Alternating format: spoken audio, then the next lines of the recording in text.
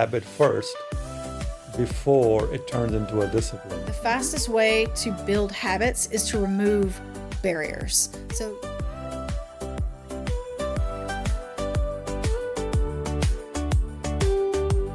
as both life coach and death doula, she brings unique insight to helping people with meaning and healing during their darkest moment. Alexis. hi, how are you? Good, how are you? Doing great. Welcome. I'm gonna put my phone here so it doesn't distracted. So most people avoid thinking about that, and you basically make a career of that. Indeed, we spend our whole life trying not to think about the only one thing that we all inevitably will have in common. So what's the personal experience you had that basically bring you to this calling? Just getting straight into business. Well, a little over 10 years ago, my mother lost her battle with mental health. She took Sorry. her own life. And that was what started me kind of down the universe, scruffing me like a kitten and guiding me down the path of where I am now. Okay. So as a life coach, you basically teaching people to live. But as that doula, you are trying to teach people how to cope with that. Right. So what basically, how you differentiate these two things when you are, helping someone? Sure. So I started in all of this as a death doula. And the key thing that I hear over and over and over is, I wish, I could have, I should have, I would have, I regret. The things that when it is at the end and there is no time left, they wish they had just another day, another week, another year to do all of these things. And there isn't time. If you want to see the world and you're on hospice, well, that's not going to happen. And so I just essentially took everything that I learned in the end of life care model of seeing people nearing the end of their lives and hearing what they said, and I picked it up and dropped it back about 30 years. And that really encouraged me to get out and deal with people who are living their life, who are not thinking about that they are going to die one day, who have anxiety or are in a job that they hate, or maybe even in a marriage that no longer brings them joy, or is love lost or something like that. The person who goes to the beach and stares at the horizon and wishes they could see the rest of the world, do it now, because there's not always a later. Yeah, there's people that, there's always tomorrow. No. Yeah. No. So what are the challenges actually you face when you're a life coach and then you're talking about death? There's two totally different opposite of the spectrum kind of thing, because living and death. So what kind of a challenges you face when you're talking with families who their loved ones are near death or basically, so. Acceptance, really, because death is the finality, and we do everything we can to avoid it. Even subconsciously, your brain, its entire purpose is to keep you alive. And it's subconscious, it's in everything we do, it's in all of our evolutionary patterns and things like that, that we go through every day avoiding death. And then we get there and death is unavoidable. It is coming. We see it waiting for us in the next room. We can't really wrap our minds around that. Death is the great unknown. We don't know what happens when someone crosses through that doorway. And that's fear. What do we do with that feeling? Mm-hmm. So the acceptance of what is happening and what is before us is one of the hardest things that families can grasp, that this person who is here in, whatever setting it might be, in hospice or in a hospital bed or post-diagnosis of a terminal illness or something like that, that this person that I love one day is not going to exist. You can't accept that. you know? Yeah, that's one thing. As a human being, we, of course, we want our loved ones to be live forever, kind of thing. But when you face this kind of a challenge that you know that this, this is it, they're not gonna be here for long.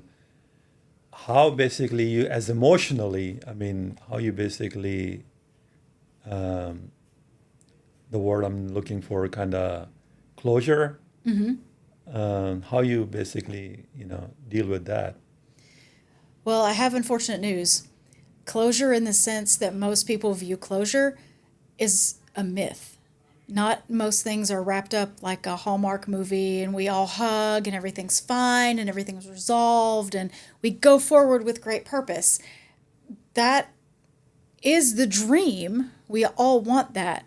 But oftentimes, because we are dragging our feet on accepting what is happening, we don't want to address things that we are taking to our grave or that someone will take to their grave and we will still suffer with and things like that. There's oftentimes not a lot of closure. There are things that happened in our childhood that our parents will die and there's no forgiveness for because nobody wants to talk about it Mm-hmm. and things like that. So the closure that I encourage is the most we can get is your deathbed is not really also a time to dump all that out, either as the family or as the person, if it's not going to help. Sometimes letting all that stuff go can do more harm than good. So it's guiding people through the, is this harmful? Is it helpful? Is it harm reduction? Is it lessening harm?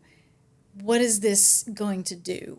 And walking them through that process of choosing their battles, of which arguments do we want to have, which discussions do we want to have, which memories do we want to focus on, and things like that. And that's the most closure you can really get, because in the end of lifetime, you are creating memories, and those things are what is going to last.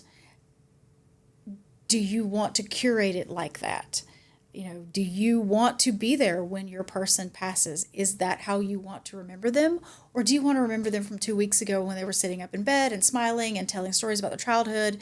It's defining what the space is going to be and the best way everyone involved can be in it. Yeah, I mean, that's a very unique way to look at it. So how, let's go back to your personal experience with your Mm-hmm. mother. How did you cope with that? How you basically get, I know you said that there's closure is a myth, but you go through basically a life and the time is the biggest healer, this is. But in your personal situation, how did you manage that? So time does not heal all wounds. That is another like bumper sticker that I would love it if that were true. We don't truly, I guess heal might be the wrong word. We don't get over it, because some of the questions I'm always asked is, when are you going to get over it? Well, you don't. It changes over time. And as far as like losing my mom, I will never be over it. My father will never be over it. We have handled it in two different ways, as has everyone else in my family have handled it in their own way. But you can stay in the grief and continue to tread water until you can't do it anymore. Mm. Or you can allow it, you can submit and just let it transform you into whatever comes out the other side. For me personally, I wallowed and I just drowned finally. I just went under and I couldn't deal with it anymore. And then it was either, well, do I follow in her footsteps and leave my father with no one? Or do I drag myself up by the scruff of my neck and do something about it? And that's what I chose to do. And that is a very like personal decision, what someone does with their grief, because not everyone is built the same. Not everyone has the same values, strengths, skills, resources, beliefs. So it's a super personal choice. And, I don't want people to think that my position is, well, I did it, so you can do it too. I did it so I can walk with you if you choose to address your grief and everything with me. But from my personal story of recovery from my grief was, the people around me who love me don't deserve this. And that was really what made me lift my head and get up. So that was your mindset. Okay, meaning like, the people around you deserve much better than what they are, dealing with you. Right. And I'm pretty sure, I mean, we had some conversation before this interview that, you've been into, I guess, depression and all that kind of a thing, which is, I guess, the normal thing when you lose someone very close to you. And especially, I think you told me that your mother was kind of your mentor, you were looking up to her, and she was your best friend. She was my best friend. And yeah, so for that, I mean, someone who's not as strong as you are, what would you tell them to basically, as advice, what would your advice would be for them to deal with this kind of a trauma? Well, just like self-harm had crossed my mind too, of like, I can't deal with this. I don't know what to do, because I was always little Tracy. You're just a mirror of your mama. You're just like your mama. Well, she's not here anymore. So who am I? Who is Alex? Who is Alexis? Who am I? If I'm not just little Tracy anymore because she's not here, who am I? I was completely lost.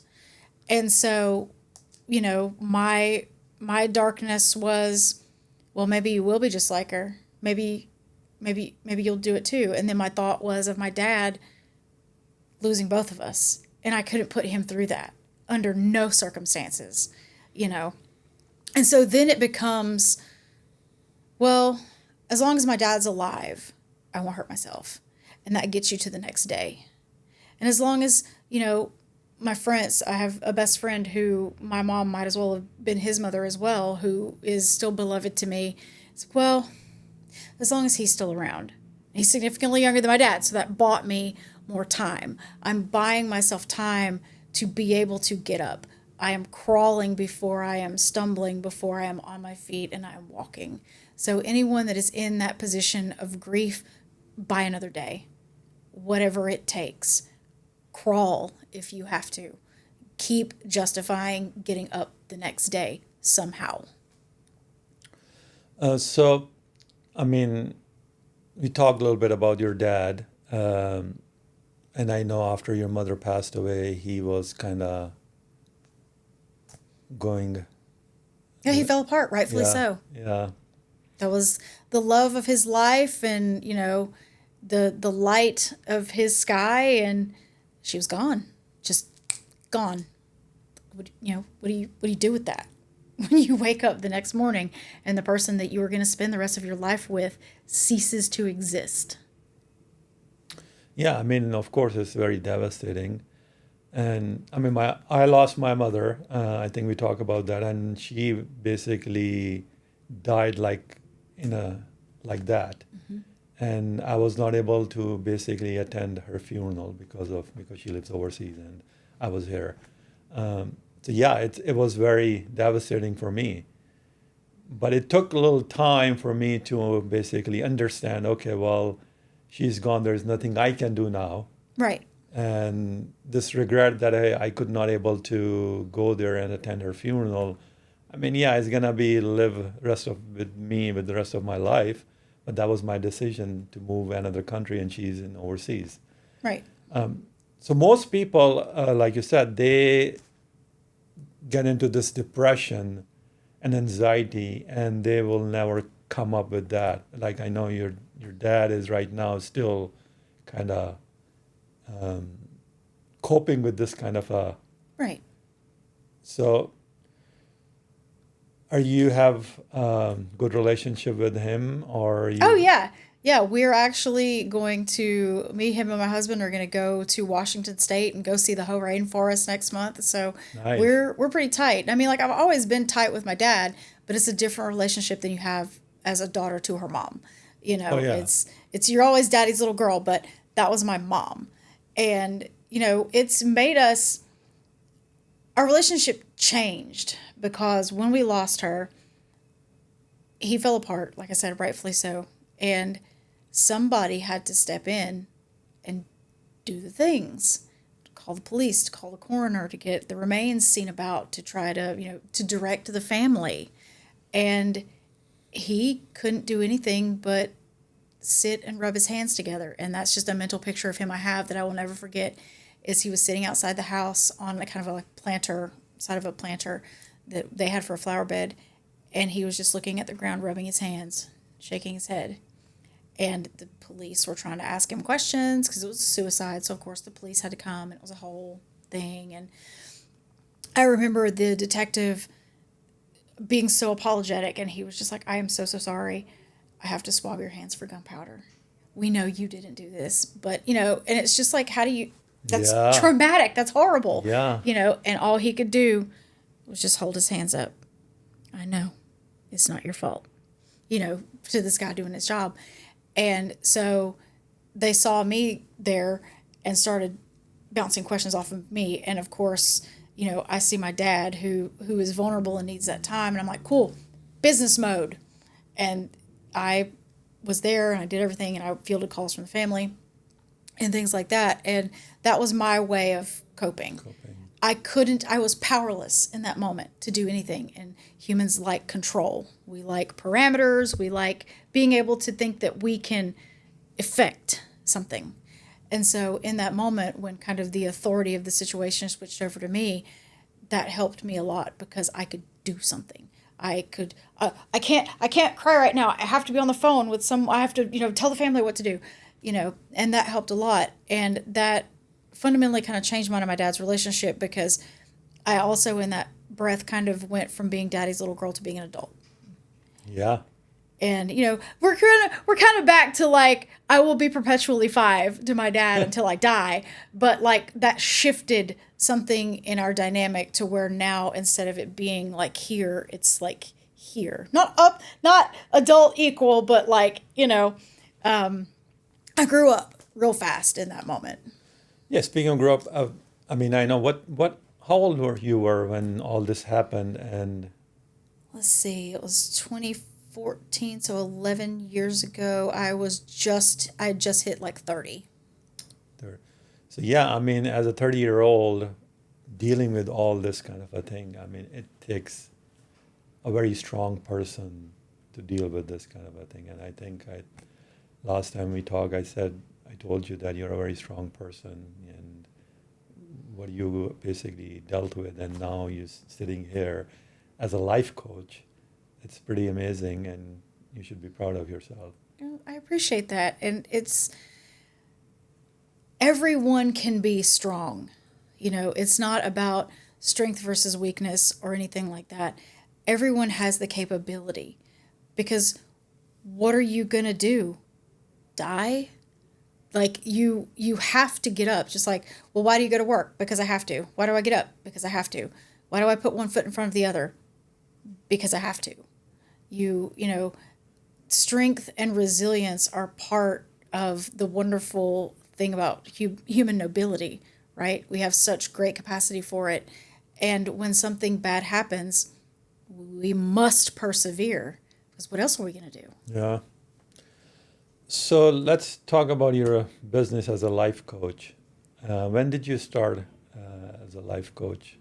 That's been relatively recent. Okay. My death doula business, I've been in the practice for about 5 or 6 years, and I noticed that people would consistently say, "This is so needed. This is a great service. This is so amazing. It takes a special person," and that's all they would say.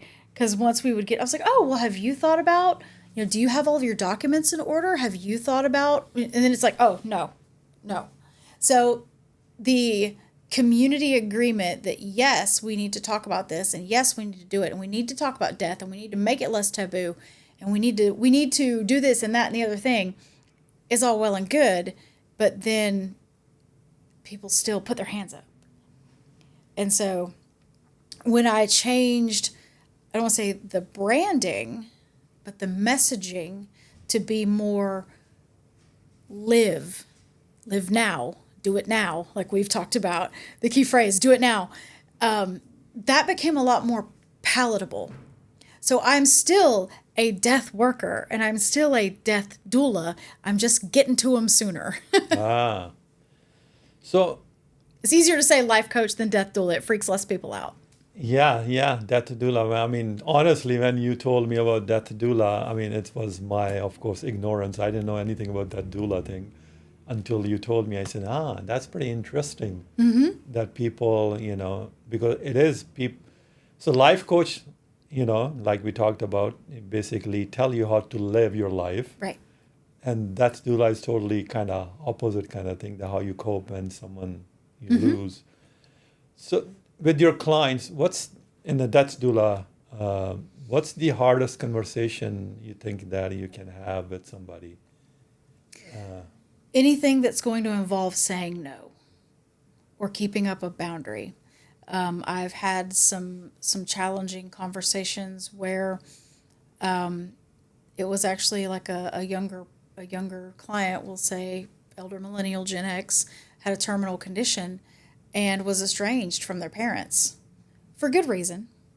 And the parents wanted to see them, and they were under the misassumption that I was obligated to broker those communications. And telling those parents, no, they don't want to talk to you, and I don't have to deliver this message. And as a matter of fact, I won't, Ah, because they have specifically said they do not wish to speak to you, and you know why. And that was that. So those kind of boundary protection conversations are super difficult. Not so much for me, because like I don't have a dog in that fight, right? I am coming into a situation and I am there to provide support, whatever that might look like, and be kind of a sounding board for people to bounce stuff off of, and I'm there to listen. I can also be a guard dog if necessary in those kind of positions. Advocating for the client, the person who is dying, is my manifesto.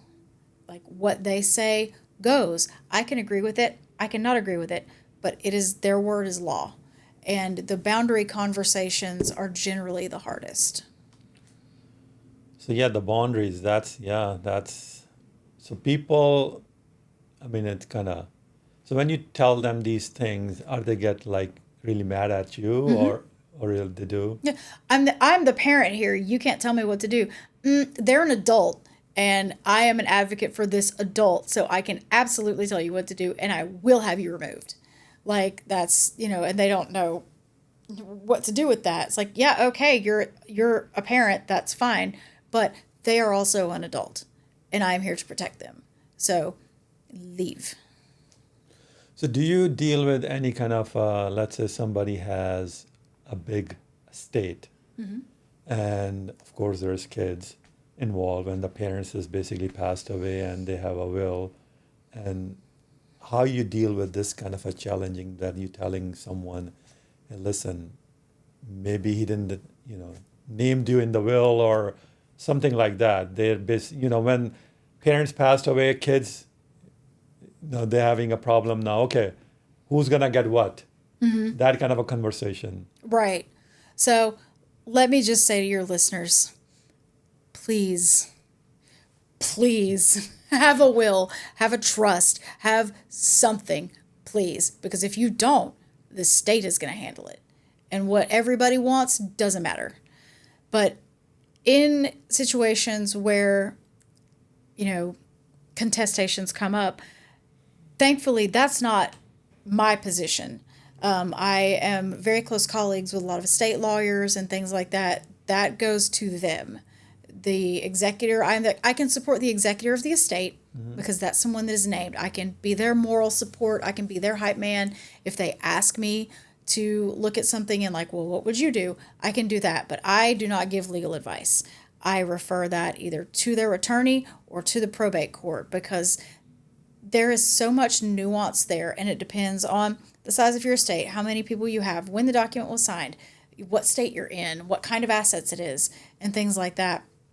So I work with a team at end of life, whatever that might look like. If it's hospice and that team, or estate lawyers or trustees, therapists, medical team, and things like that. I am one part of the machine. And so if something is outside of my specialty, such as law, that goes to a colleague. So you basically So wow. So what you're saying is that you can connect with these people on different uh, experts, like attorneys or somebody needs some kind of a estate planning advisor or something like that. Yeah. So do you have your own business as a death doula, or you work with some company? I do. I have my own business as a death doula. It's kind of just like being a consultant. My husband calls me a wedding planner for death, and that is pretty spot on. I am there to emotionally support. So, regardless of gender, we'll say that the dying person is the bride.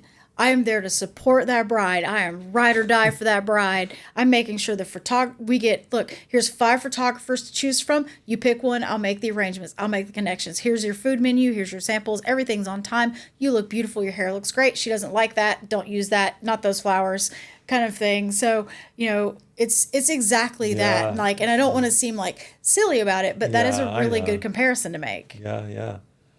So is there any some kind of a community as a death doula? Because um, it's a very unique kind of career. That's what I'm trying to basically say. Hey, there is people who you can go through and they can help you, like you are. So in this area, do you think that there is a lot of people like you, or There is, and we actually have formed the Chattanooga Death Collective. So it's myself, another end-of-life doula named Meg Freeman. We have a funeral director and professor named Michaeline Dowers. We have Natasha Wisnowski, who does like pre-need and family counseling for that. We have Peter Harrison of Trailhead Estate Law. He does the estate needs and things like that. We have David Agan is one of our folks that works with professional trustees and trust handling once they're out of the estate lawyer's hands. So there's a large committee, and I'm sure I've forgotten somebody, and if I forgot you, I'm sorry. Because I don't want to spend like 10 minutes going through yeah, our yeah. roster. But like I say that to say there are a lot of people here, and if it's something that I don't know, I will find out. Okay. So yeah, I think this is a very important work you guys doing, and people need to know because there is help. Not only like you have to go as a psychiatrist or psychologist. I mean, nothing wrong with that, going that, but this kind of a thing, I think it's very important because you handle a lot of things, not only one thing. Okay, I'm gonna help you to cope with this kind of a devastating moment, but I'm also gonna help you if you need a lawyer, if you need others, or even like in financial thing like services, like if you have a policy, life insurance Right. policy, you can contact the company. So it's like you said, it's like one-stop shop kind of thing. You can help with a lot of things. So yeah. So let's talk about your life coach journey. Okay. I know you touch upon that. Hey, because of that doula, that brings you to this thing. Okay, well, I'm a life coach, but I will help you with this too. So, what kind of challenges you face as a life coach to tell someone, hey, listen, you need to live? Yeah. The biggest thing that I find myself telling my life coaching clients is you are worthy. You are worthy of being healthy, of being happy, of being successful, of being loved, of loving yourself. Like whatever has gotten in your head to get you in the chair in front of me, we're going to silence that voice. Whatever self-doubt you have or anything like that, we're not going to do it. Look around you at all of the mediocre, unqualified people that are making 6 figures that don't deserve to be there, and you don't believe in yourself to do the thing that you want to do. Come on now. Like, I use a lot of like humor because it makes people think, right? And when you're like, you know what? Yeah, I'm qualified. I'm good at my job. I can do that. Because people will say, like, my husband is the world's worst about doubting himself, and he is a cybersecurity engineer. And I'll be like, yeah, you should apply to Microsoft. And he's like, I don't I'm too old to apply for like, Microsoft. I'm not smart enough to do that. I'm not qualified enough to do that. And I'm like, have you seen the people you work with? And I don't know them, right? But like, and of course in his head he goes, yeah, actually, I can work at Microsoft, because you want people to be their own hype. You want your person to be their own best friend. You want them to believe in you. And as a life coach, like, sure, I'm paid to believe in you, but I do believe in you, human to human. And I believe that you are capable, you are worthy, and you can do it. And that's the biggest thing, because that's what I had to do to kick my own butt out, is be like, is this the person that your mom thought you were when you were a kid and she was telling you that you could be an astronaut? No, this isn't that. Yeah. What would she say if she could see you right now, just undoing all of the good things that she told you about yourself? She would be so mad. Yes, that's a mindset. So you have that mindset, and most people, that's the I think the problem in the society about most we all actually live by other people expectations, I think. Right. There's a very famous line from author. His name is John Horton Cooley. He was a sociologist, I think in 1925 or something. He said, "I'm not what you think I am. I am not what you think I am. I am, I think, what you think I am." Say that 5 times. Meaning like, meaning like we live others people perception. Whatever they think about me, that's who I am. Right. And like, here's the like revelation. No one cares. Well, yeah. No one cares. So what? You did something embarrassing in Walmart. Literally no one cares. No one saw it. No one will remember it. No one cares. Take the risk. Do the thing. Sing off key at karaoke. You're the main character of your own life. Act like it. So how you have this kind of a mindset when you are dealing with, in your case, of course, this tragedy, and then like your mom was not gonna, think that, hey, what do you think? Your mom is thinking about you. Hey, are you gonna be just keep, going further down in the depression, or are you gonna bring yourself up and then do something about it? You have that mindset, but to other people, what would you say to them? Hey, listen, you need to follow some kind of a, I would say, like a practice thing, or some kind of routine, or some kind of a, like reading books, or some kind of these kind of things. So make a plan, stick to the plan. I don't care if you don't feel like it, stick to it. Like I had someone who, he lost his friend also to a suicide, and he just couldn't get out of bed because he thought it was his fault, that he should have intervened, he should have done something, and he was holding himself responsible. And he was having self-harm thoughts. And I said, listen, anytime you think about that, I want you to get up and walk to the mailbox. Move your body. Get out of bed, walk to the mailbox. And it started as getting up and walking to the mailbox. Then he was walking the block. Then he was walking the neighborhood. Then he was getting in the car and going to the gym. And then he was running 5Ks and things like that. But it started with walk to the mailbox. So, I mean, moving your body kind of thing, and some kind of a routine, I think. It takes time to establish habits. I know you and I chatted about the psychology of habits and things like that, but you can do it. And you're like, oh, well, you have to be disciplined. You have to do it. If you do it, if you miss a day, you have to start over. No, you should still be graceful with yourself. You can make mistakes. Some days are not perfect. You just can't stop the process. You can miss a day. That's fine. But if you're going to make an excuse, I need you to really sit with that excuse. Is the excuse true? Yeah. That kind of stuff. So it's a whole process. So my thing with, I think we talk about that like a discipline thing. I think you need to create a habit first before it turns into a discipline. Like we talk about that, hey, if you want to lose weight, make sure you don't have, junk food in your home.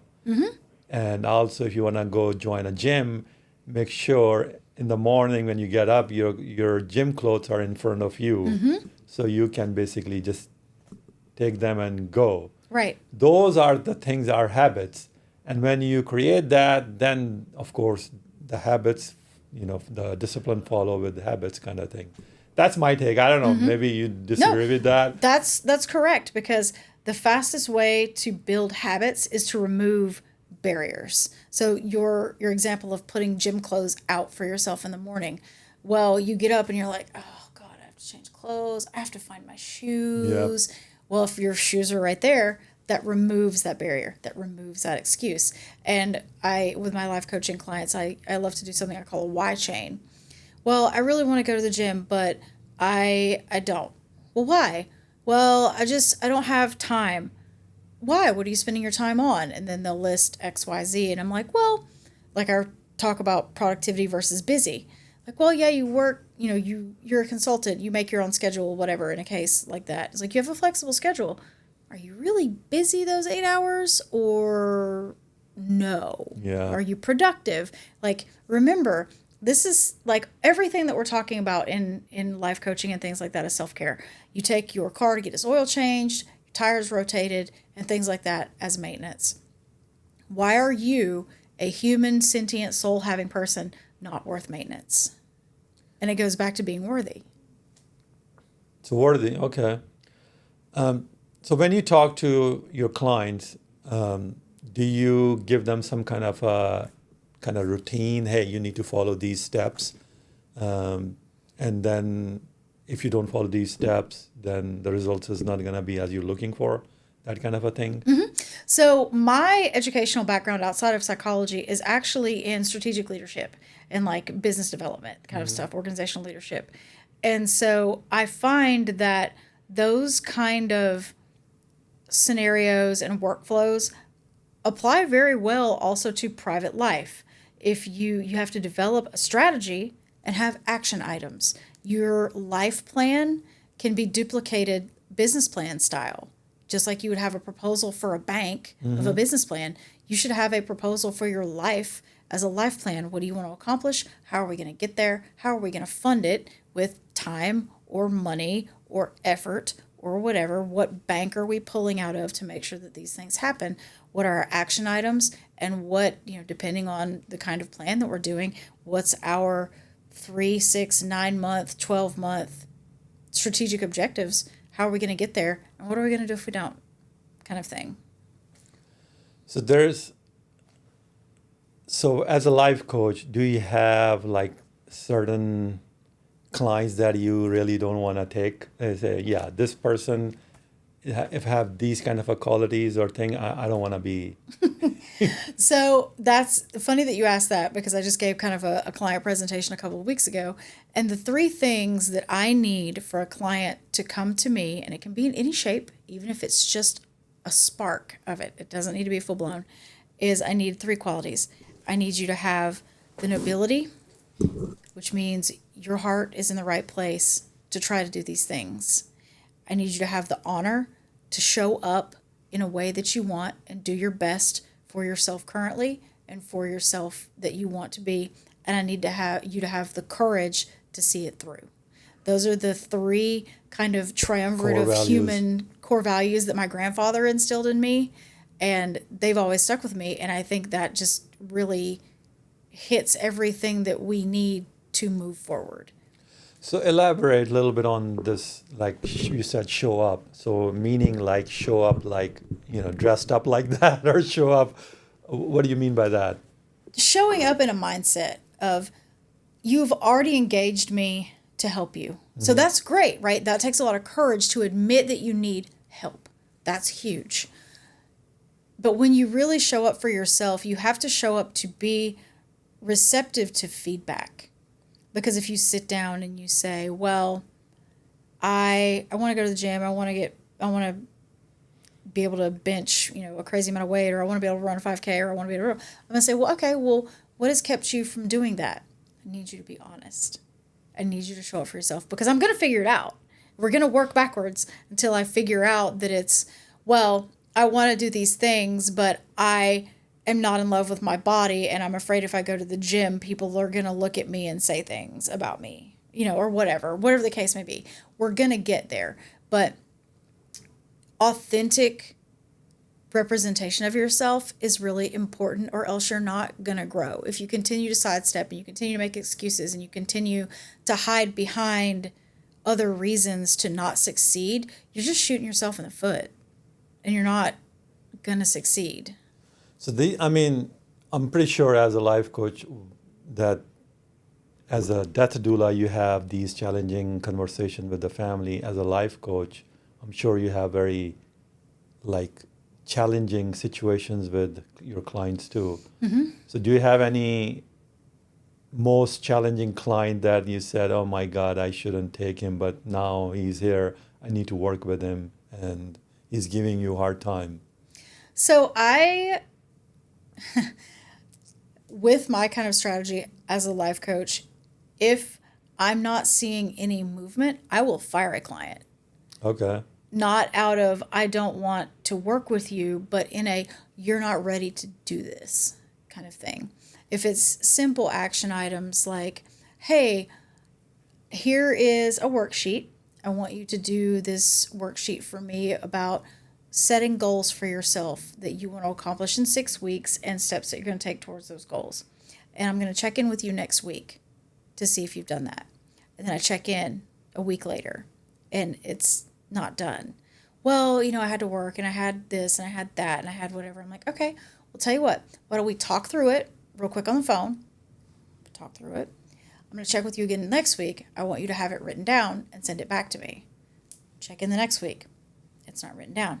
Okay, well, you saw the time that it took for you to tell me what they were. So you take that same amount of time and you write it down, and you didn't do that. What is our problem? Yeah. We discuss on that. Then by about the third time of it not being done, you're just not ready. And that's okay. And I think being fired as a client or let go as a client and things like that sometimes is a really good wake-up call for folks. But I've had them come back after that and be like, you know what? I was really shocked that you just didn't want my money. And we're like, you're not ready. Get out of here. And I sat with that and was like, oh, she's right though. And then came back when they sat with that self and silence about what is really holding me back here? What is the thing? Why am I continuing to just not do it? What is the real reason? It's not the kids. It's not my job. It's not whatever. I'm afraid of thing, whatever it is.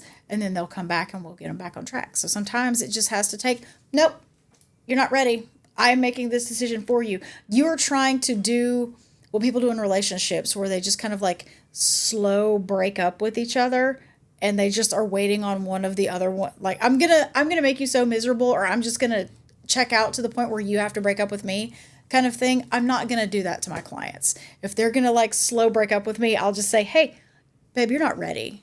When you are, I'll be here, and that's okay. That's not a moral judgment about it. That's not a character judgment. Just, you're not ready for this, and that's okay.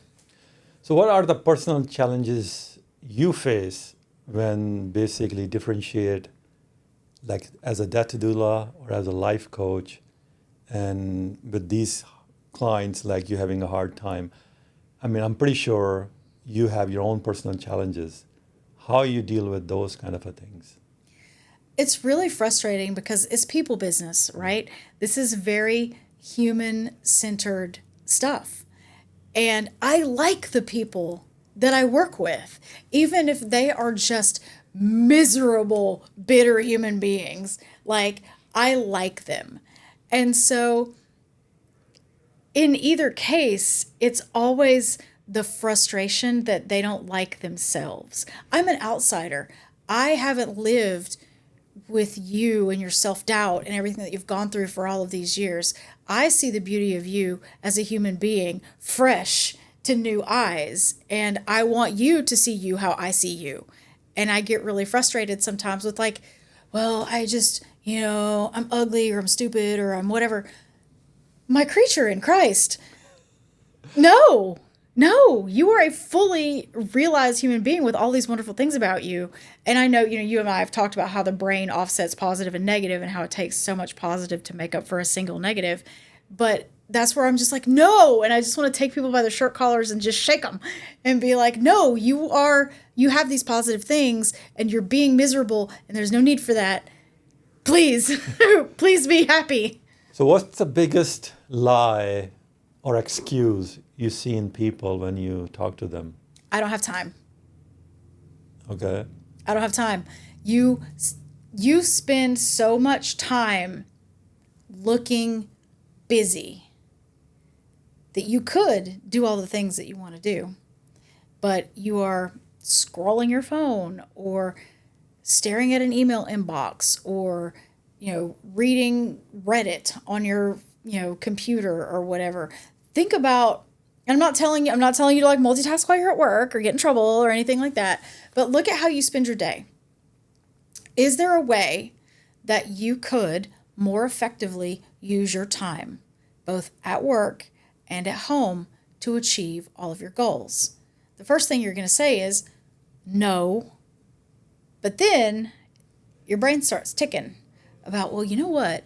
If I threw the laundry in before I left for work, then it would be dry when I got home, and then I wouldn't have to wash clothes while I'm trying to make dinner, and things like that. Then we can sit down and figure out some time management for best production to get that hour at the gym. It doesn't even have to be an hour at the gym. Walk your neighborhood, put some ankle weights on, go up and down your steps a few times while you're picking up toys or whatever. It's making your time work for you. It's not just, I have to have an hour to go to the gym. If you want to exercise and do stuff for your health, we can make that happen. So I think the time management, that's the main goal. Basically, a lot of people don't know how to manage time. And I think with your expertise, like you were telling, I think you can teach people how to manage time, because you're exactly right. That's the biggest excuse we all have. Oh, I don't have a time. But when we looked, if we put a camera on you 24/7 and see how using your time, I think maybe in 24 hours, maybe some people have like 4 hours of productivity, and 20 hours is just like you said, scrolling or doing this or doing that. Oh, I'm doing this, I'm doing a laundry. How long it takes you to do laundry kind of thing? Yeah, I love having people document their day. And it's for the same reason, like I'm diabetic, so I have to like keep an eye on like my diet and things like that. And I was like, yeah, I don't really like eat that much and I don't do this and I don't do that.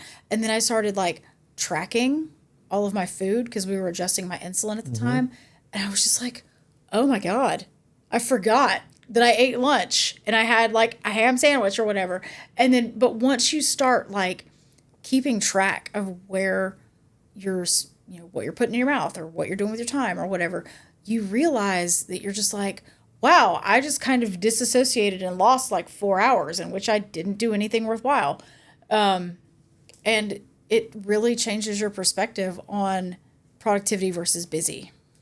So, what kind of advice you give to the people that how not to just be busy, busy, busy, be productive?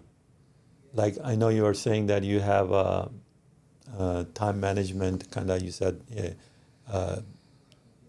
do your, what they call. You were saying about the follow your day, and just document that. Right. Do you think that's the best way to do as a person to be more time management, control your time management? I think that's going to show you where your gaps are. Because when I looked at the time that I sat at my computer versus the time that I did stuff there, because it was a lot of like, well, I'm going to scroll Facebook while I wait for this person to email me back kind of thing. Well, what could I have done with that time had I been productive and not busy waiting for an email and things like that? It's really, it's hard to look at that, right? When you're like, I'm working, obviously, it's dependent on another person to get back to me, but like I wasted that time. I could have been on YouTube learning something or whatever. Like, but not that every moment of your life Oh has to be yeah, productive. Like that's another kind of problem I think with our American culture, that like if we're not at full 100% productivity all the time, we're lazy. That's not the case. But if you have something else you would rather be doing with your time, look at where you're already spending it and then find a way to stick it in there.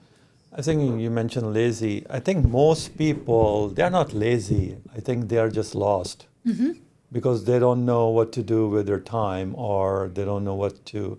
So most people, I think they know what they don't want in their Right. life, but very few people know what they want in their life. You know what I'm saying? Yeah. So we know Oh, I don't want this. I don't want that. I don't want this. But what do you want? Oh, I don't know. Right.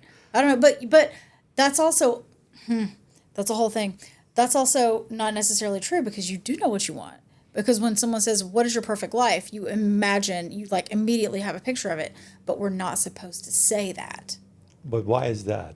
because we have been accustomed to be guilted or shamed for wanting more, then you're being greedy and things like that. If you want a big house or a nice car or more money to go on vacations with your family, well, that's greedy. You should be grateful for what you have. That's a whole like money doesn't solve all your problems. Yes, it does.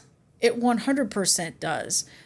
Ask someone who is in poverty and doesn't have access to medical care versus someone with really great health insurance. It solves most of their problems. But we are by society because we want to all be, no one wants to be like noticed. So you're not supposed to be like proud of yourself. Well, then you have an ego. Well, then you shouldn't be, ambitious because then you have an attitude or then you're full of yourself. Well, you shouldn't brag about your accomplishments because then, you're not humble or whatever. Think about all the times where you've been told you're too much. Yeah. And you're like, wait a second though. If I'm too much, go find less. True. And also, I think, yeah, we also, grow up saying that, oh, money is the root of all evil kind of thing. Told And to you by the people that have all the money. yeah, yeah. But I usually say to that, hey, listen, not having the money is the root of all evil because people do crazy things when they don't have the money. Right. Well, money, of course, there's always a debate. Oh, money can give you happiness or something like that. Okay, yeah, money might not buy you happiness because happiness is a personal thing and it comes from inside, Right. not from outside. Having more money is not going to make you a good or bad. It's going to make you more what you are already. Right. If you are a good person, if you have more money, you will do more good things with that money. Right. But if you're a bad person, you're going to do bad things. Then you're if just you going to are- be evil. Yeah, yeah. So money is basically a tool. Right. And a lot of people, I mean, I know you said that, and it's true that people, oh, well, if you have more money or if you're rich, all rich people are bad because you probably did something wrong to become rich. That's a mindset we have. And I know a lot of good people who are rich, and they are great people. I mean, they do a lot of good things with their money. I think it's just a personal mindset about this money thing because I know we all grew up talking about, money is this and money is that, money is this.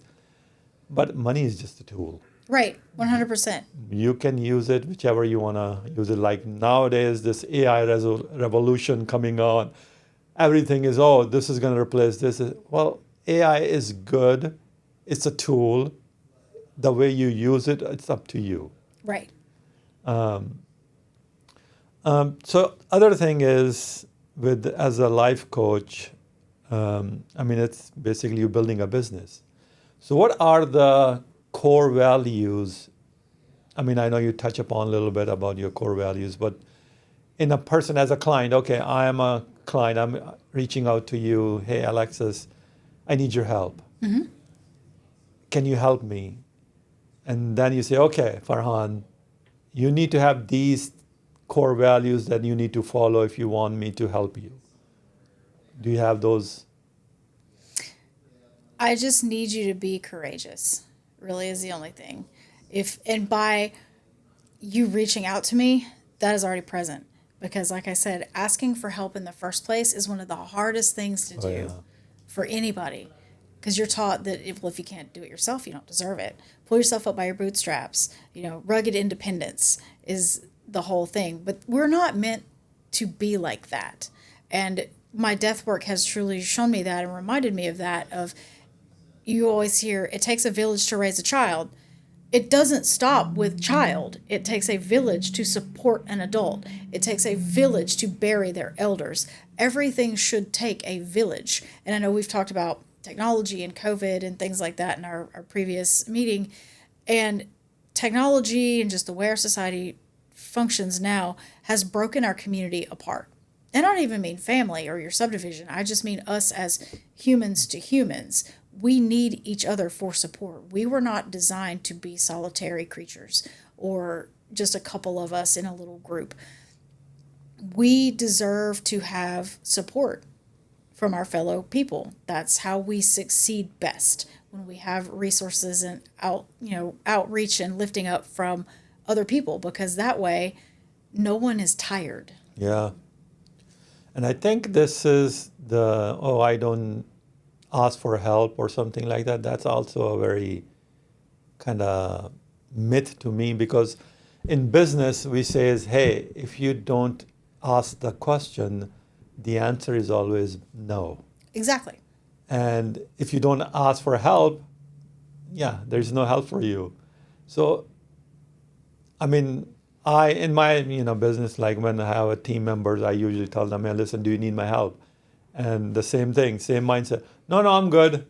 No, if you really need my help, I can help you, and we can basically, rather than it's gonna take you 2 days to figure that out, ask someone who already done that, and they will give you an answer, and you will figure that out in 1 hour. Right. Would you rather have 2 days or 1 hour? Right. And I've had that experience with close friends of mine and stuff. We'll be at an event, or we'll be doing something together, because I do a lot of like work here in the community with different groups and stuff. And we'll be at an event, and they'll look super stressed out. And I'll be like, "Hey, are you okay?" "Yeah, I'm good." And I'll grab them by the shoulder, and I'll be like, "Come here." And we'll walk around the corner and be like, "Hey, you're not. What's going on?" And it's not, you're not asking me for help. I am foisting help on you. You're getting help whether you're asking for it or not. What can I take off your plate? What can I help you with? What is stressing you out? What's got you up here right now? What can I help you with? Well, I don't know. You're not asking me for help. I am telling you I am going to help you. I think that's, I guess people know, I don't want to be burdened on this person, and I don't want to, even like if you're an employee and you have a supervisor or manager, I noticed that some people, they don't even ask questions to them, even though that's their job. Right. And no, I don't want to bother them. Well, you're not bothering them, that's their job. There's a lot of shame around being dumb too. About like, well, I don't know. And if I ask, I'm gonna look stupid and everybody's gonna think I'm dumb. So I'll Google it and figure it out. But you and I had another previous conversation about mentorship, of if you're in a leadership position or you are a mentor, it is an honor to be asked. Yeah. Like the way I just kind of go, when someone asks me for my expertise on something, like, oh my God, you think I'm qualified to give an opinion on this thing? Feel honored. What's wrong with you? Kind of thing. Yeah, you feel honored to be a mentor or to be a leader. That goes along with it. And if you don't feel that way, and you don't have time to help the people underneath you, to put a hand down and pull them up, you shouldn't be a leader. Well, yeah, I mean, leader is just a title. I mean, there's a very famous quote from George Bernard Shaw. He said, a true leader does not need a title, and having a title does not make you one. Mm-hmm. So it's a quality. Yeah. It's not basically how you, like you're a life coach, you're a leader, and you will basically lead people to a better life. And also, on the other hand, you're a death doula, to basically lead people to closure, the word. I mean, I know you said it's kind of myth kind of word, but lead them through a good life and a good end. We want good to be around all of it. And perfect closure is a myth, but some closure can still be attained. Closure is a scale on each situation, right? Because everything is different. And it can be brought, but closure depends on the people participating in the closure. That's up to you. You can drag a horse to water, but you can't make it drink, kind of thing. Yeah. You can lead people all you want to it, but if they won't engage with the closure process. So, I mean, people also, I'm talking about in your death doula kind of thing, like legacy. A lot of people, talk about legacy. Mm-hmm. And do you basically explain or talk to them about their legacy when Mm-hmm. some, okay. Yeah, legacy work is a whole kind of subgenre of end of life work about what does a legacy mean? Is it finishing a family quilt? Is it doing a bunch of like video recordings for everybody in the family? Is it writing down all of the family recipes? Is it setting up a trust for philanthropy to an organization of choice? Like, what is legacy? Legacy isn't always about money. A lot of people think, legacy is fiscal, but it's not. I mean, a legacy can be you're forming a core memory with your grandchildren at their birthday party when they remember the time that Papa, smashed cake on his face or something. Like that is legacy that lives forever. And I would argue extends past the length of a fiscal legacy because there's a quote, and I can't remember who said it, but it's about the concept of you die twice. You die the first time when your physical body ceases to live, and you die the second and final time when someone says your name for the last time. And sure, your money can compound, but the name associated with the money will change hands. So that's no longer really your legacy. It's your children's and your children's children because it goes to them in their name. But the memories and the stories and the things like that you put in your family, that's your name, your memory, your laugh. You look just like your mom, or your grandmother used to make that same expression. That's legacy, like generational, perpetual legacy. Yeah, I mean, I think legacy is very important because most people, I think, don't think about their legacy. For my personal thing, I do want to, leave a legacy, even not some kind of a big estate or something like that. At least, okay, this person, how are you going to remember that person? Right. It was like maybe being funny. That's another part of your personality and legacy. You can say, yeah, if people is going to talk about you, hey, how was the Farhan? Yeah, he was kind of funny guy. Or, he was very down to earth guy or something like that. I'm not talking about me, but I'm talking about in general. So for you, as personal, what kind of a legacy you want to leave? I want to be light. I want to have had a positive impact on as many people as possible because lighting another flame doesn't cost yours anything, and that can go on forever. If you tell a stranger while you're walking through town, hey, I really like that hat, that looks great, and then they go forward and they say something nice to someone else, or they compliment their wife, and their wife goes into work the next day and has a great day and buys a coffee for a friend that was gonna kill themselves because they thought no one cared Oh, or yeah. something. The ripple that you can put out just by being a light in the world is infinite and endless and can carry on forever if you keep up at it. I think that's very beautiful. So what are kind of advice you give to those right now who are basically hitting a rock bottom right now and they just want to make their life to be meaningful? Get through another day. And you get through another day as many days as it takes because life is always changing. Nothing is good forever, but nothing is bad forever. You Everything that's happening around you is just weather, and you are the sky. You are a constant, and some days are sunny and some days are rainy, and things will always change, and there will be another day. There Live another day until you can't. And that was kind of the relationship that I had with my mom. Was she was very open with her mental health struggles. And I was a psychology student at the time, so I was like, "Oh yeah, that's really empowering. You have the right to self-determination." Because she was like, "Hey, this is getting real bad. And I want you to know that there might come a day where I don't want to do this anymore. And it's not your fault. It's not your dad's fault. You didn't do anything. There's nothing you can do to save me. This is my choice." And I was very like, "Yeah, I hear you. I understand. That's so empowering." And I Yeah. understand. And then she did it, and I was like, "Oh, No, that still hurts. That still hurts real bad. I know we hadn't, like, nope. I know we understood one another, but, Yeah. you know, so understand that you do have right self determination. However, no one exists in a vacuum. Someone will hurt because of what you do if you choose to hurt yourself. Period. Someone will notice. There is a story that I always harken back to about a guy who had a neighbor. He was an older fellow, kind of kept to himself, but they were always social. They would speak to each other and say, hello, how are you? You know, kind of thing. And he tried to get to know the guy, and he was just kind of quiet, kept to himself. And he started having packages not get picked up on his door. And he didn't take his trash out. And the guy was like very regular with his stuff.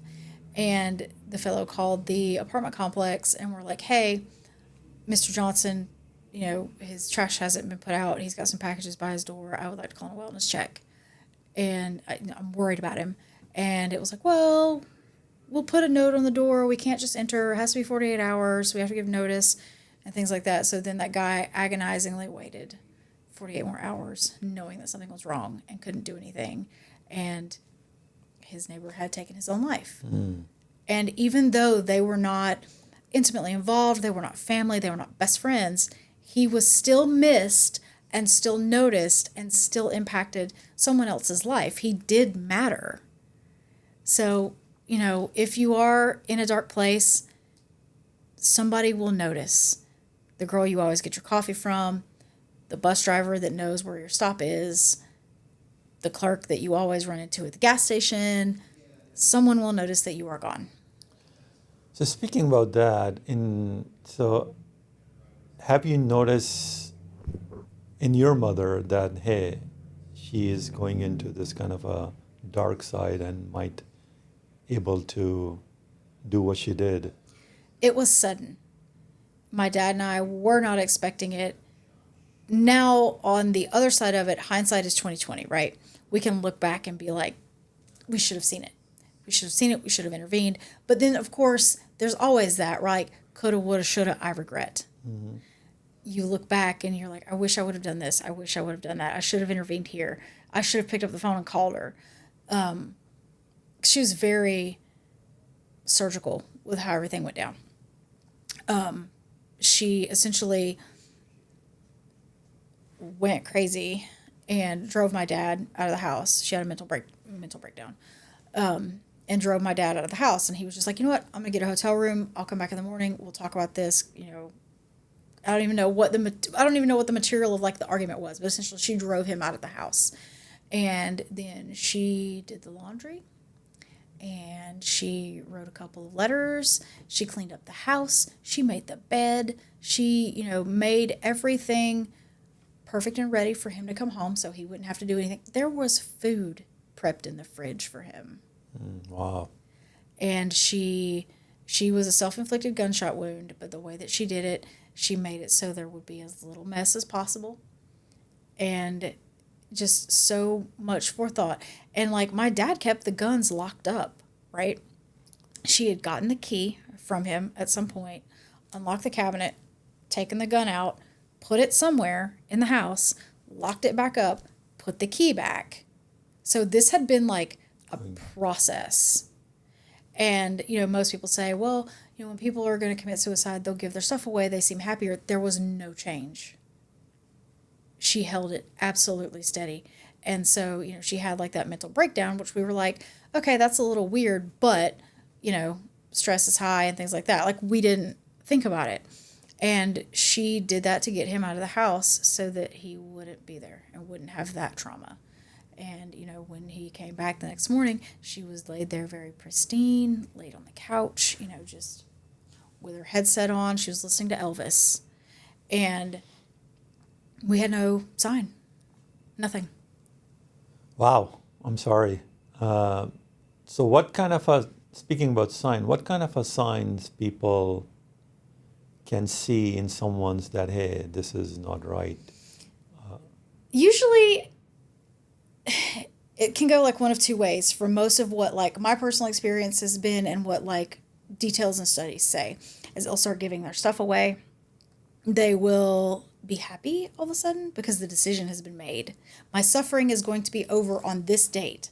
And so this is my last sunrise. This is my last meal. This is the last time I'm going to see my friends. I'm taking joy in these lasts that I know is the last and they don't. Yeah. I want this to be their last memory of me, of happy and things like that. Or you just, there's the happy kind of like giving of their stuff away. And then the other path is you might just get a text in the middle of the night of like, hey man, I just want to thank you for always being there for me. Things that are just like, what? That are maybe make you raise an eyebrow, but aren't otherwise like alarming and things like that. So if you've got a friend that's been depressed and has maybe not been as social lately and they're starting to like post things on social media like, I hope everybody knows that I truly appreciate them, check on them immediately. And I don't mean that to be like funny. I mean like really check on them. Yeah, I mean mental health, of course, especially in the U.S. is going up, and especially in the younger generation. Mm-hmm. And I think it's associated with, I guess, the social media, because a lot of young generation actually what see in social media, which is most of them is fake. Right. And they think that, okay, this person is so beautiful, how can I don't look like that? Their life is perfect. Yes. They never have any problems. But social media is just the highlight reel of people's lives. And people can't keep up with that. It's like in the 80s of the keeping up with the Joneses, as that was, and things like that. And everybody's got a phone. We're constantly on them. You can have an inopportune moment, and I'm not even talking about like a full freak out in public or anything, but like you could have an inopportune moment of like picking a wedgie in Walmart line or something. Somebody just happens to videotape it and it's put online, and then you're humiliated and you're bullied incessantly if you're like a high school kid or college kid or whatever. Like there's just so much pressure all the time to be on and be like camera ready and things like that. And we're not meant to live under that kind of stress. We're meant to live like in the forest eating berries. Like we're not meant to do this. I mean, when, I was growing up, we, of course, didn't have the social media. We were just playing outside and all that kind of a thing, and then being in nature and talking to people rather than just scrolling on Instagram or TikTok or something like that. So before we wrap up, do you work with young clients like Gen Z, I guess? I do, yeah. As long as they're over 18, I'm pretty comfortable with that. Okay. If they're under 18, I would need to have a pretty in-depth conversation with their parents just so that I can understand what the alignment is. Because then it brings up things like, do the parents have a belief system that the child does not align with, and that's causing the problems, and how do we manage that because they're under 18 and they are still the parents in this case. So for people under 18, that gets a little more sticky. I would be happy to take those cases on under certain circumstances and things, but 18 plus, good to go. So what are the most challenging things you see in this young generation that they're facing right now? They don't know who they want to be. They have grown up stepping on the necks of their peers to feel better about themselves. And when they're alone at home with only themselves, they don't know who they are. And that's just part of being young, though, right? But there's so much immense pressure on these kids to be perfect, to be performing, to not be cringe and everything like that. We have removed being young from the young people. They're not allowed to make mistakes. They're not allowed to do anything embarrassing. They're not allowed to challenge authority. They're not allowed to ask questions or anything like that anymore. Society has made all of that undesirable in them. You must be perfect at all times, and that's just unreasonable. It is unreasonable, but how you basically teach them, hey, listen, this is unreasonable. You need to be focused on more on reality versus, just imaginary things.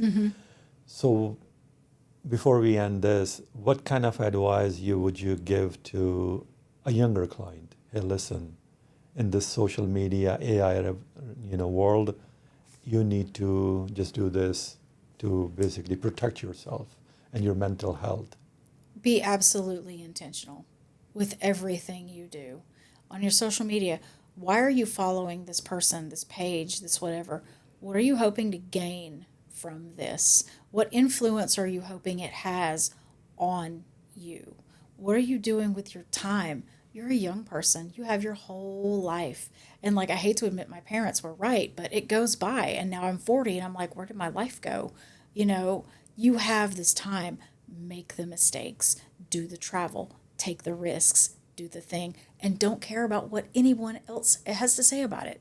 If unless someone is impacting you in a tangible way, be that financially or putting food on your table or you're in some kind of relationship with them, that's healthy. Keyword. That if unless someone is tangibly, positively, and intentionally impacting your life, disregard literally everything they say. You don't have to defend yourself to the internet. You don't have to defend yourself to social media. You don't even have to defend yourself to your little, jerk friends Yeah. if that's how they're being. Like, rise above it and walk away, because the best company you can have is your own. And the best friend you can have, the person who is truly going to be there in those last moments at death, is you. Develop you first.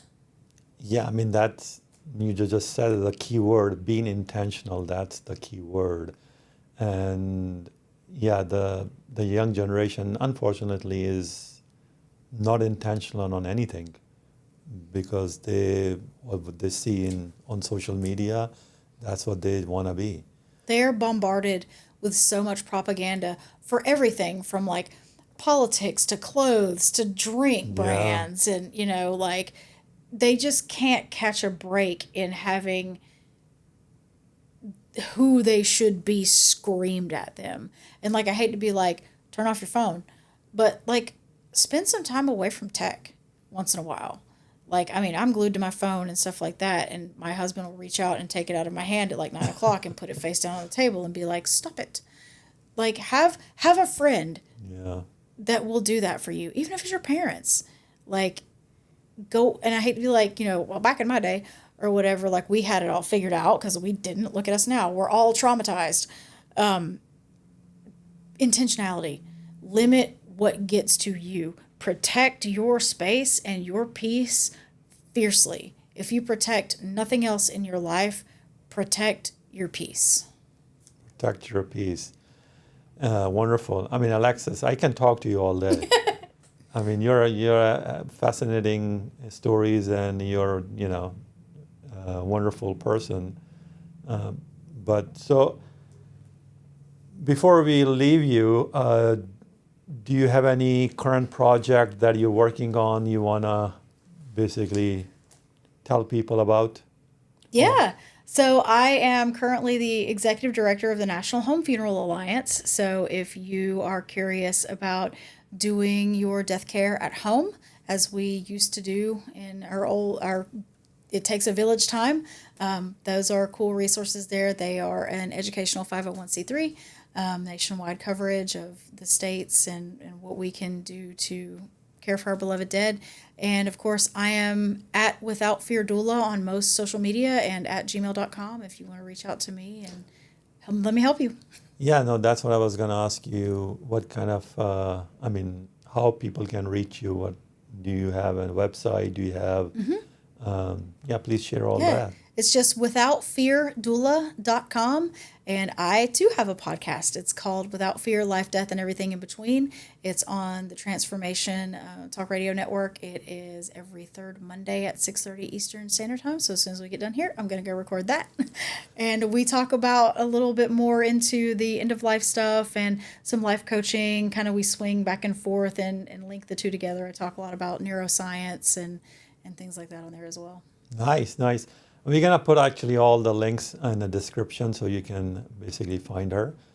Alexis, thank you so much for coming. And It thank was you for having me. wonderful. Yeah, it was a wonderful conversation. I think we need to bring you back and talk some more about that. Okay, great.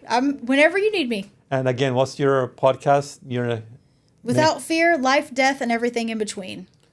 All right, folks, you heard her. So you need to follow her that too and listen to her podcast. And with that, again, thank you so much. Thank you for having me. You're welcome.